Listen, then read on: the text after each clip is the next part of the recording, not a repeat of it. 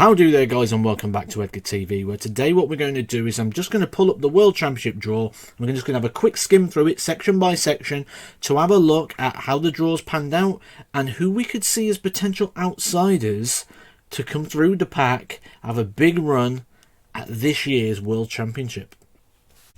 It's always easier when you're making like a prediction type thing just to look at the actual draw, because it's so easy to say players are good players, like King Barry. You could go, oh, what a good player, he could go on a run. But then you look at the draw here, and if he wins against Royden Lamb, which is a tough game, then he's got Jonny Clayton, and you can just see how hard it gets. So what we're going to do is I'm just going to shrink myself here so we can actually just move along the side of the draw and just have a little look and a little chat at things as we go.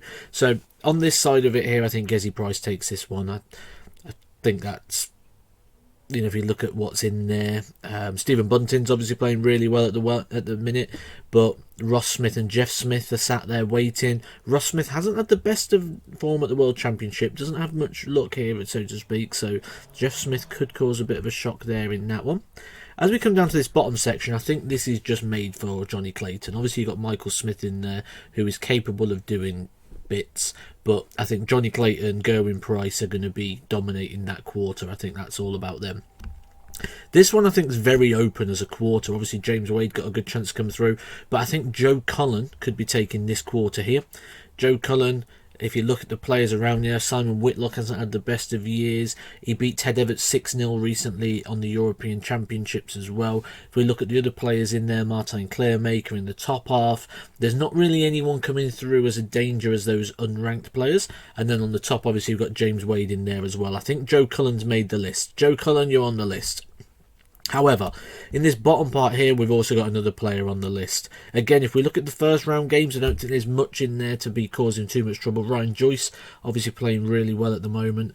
The biggest game for me there, Florian Hempel, Martin Schindler, Dimitri Vandenberg. I think any one of those three could win that section, and it wouldn't surprise me, to be honest. But I think the whole part of the draw is going to Krzysztof Ratajski. I think Krzysztof Ratajski plays Joe Cullen in the quarterfinals in this one. Now, if you want a more in-depth version of what we think, I will be coming live with Thornton Darts every day before the World Championships. We'll be discussing every single game in the action that day.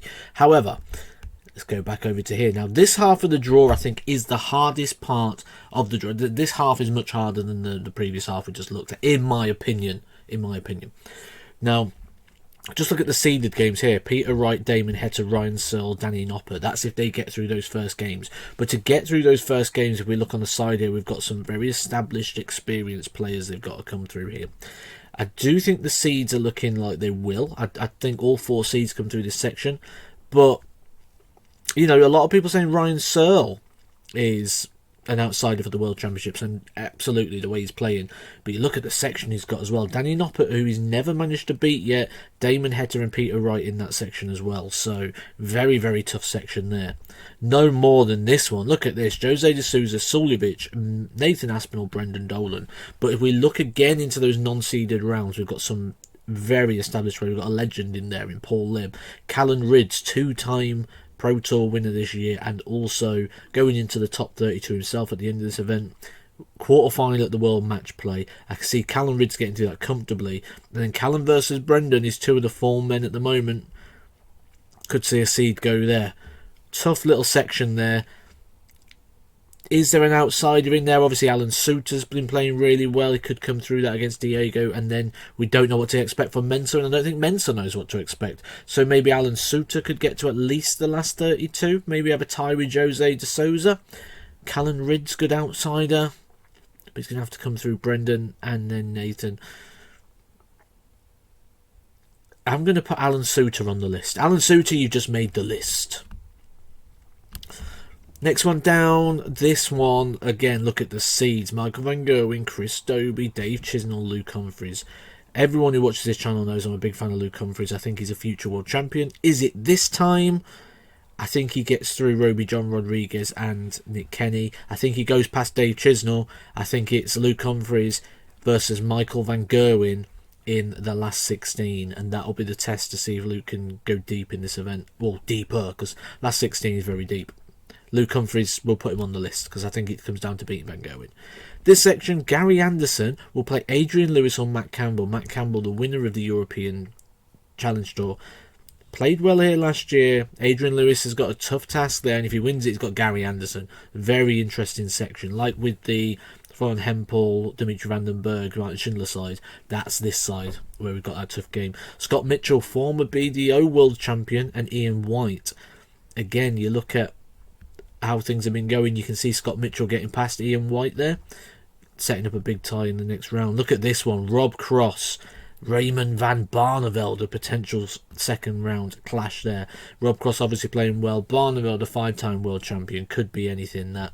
But for Barneveld to get on a run in this event, look what he's got to do. He's got to go through Rob Cross, then Daryl Gurney or Ricky Evans or Nitin Kumar, Gary Anderson in there, Michael Van Gerwen in there, Luke Humphries in that section. A very tough section. If he gets through that, and he gets to play someone from the top part, he's got Peter Wright, Damon Hitter, Ryan Searle, Jose de Souza, Nathan Aspinall. Tough, hard for the board there for Raymond van Barneveld. Ricky Evans as well coming through here with Nitin Kumar. Winner will play Daryl Gurney. So tough tie there. Do I see anyone as an outsider in this bottom section? No. I think if Adrian Lewis was in a different part, maybe you can always give a shout for Adrian Lewis. But I've got no one to add on the list there, I don't think. So if you're looking for an outsider of the pack, one of those, not a Price, a Van Gerwen, a Jonny Clayton, one of those big favourites, if you're looking for someone to sort of have a bit of a deep run and someone to follow through the event, there's my 4 players to watch based on the draw. Obviously there's some real talent in those early rounds, but I don't think the way the draw and the seedings worked out is ideal for those players. So I'm going for Joe Cullen and Ratajski, who are both in the same section, so it'll be pretty impossible for them both to do it. So one of them could go through. Alan Suter and Luke Humphries. But I do think that right-hand side of the draw we looked at is significantly stronger.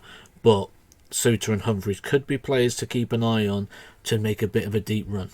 Who are you going for the World Championships, guys? Let me know what you're going for in terms of one option of someone who you think is going to win it, and option 2, someone who's going to go deep or to look out for because you think they could potentially win it if things fall right for them. If the chips fall right, they could go and win the World Championships.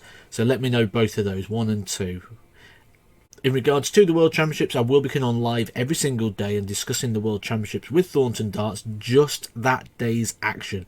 Predictions and what we think is going to happen on the night, so make sure you come into those lives. It'd be great to see you all and chat some darts. Hit the like if you've enjoyed this video, and I'll catch you soon for some more Edgar TV.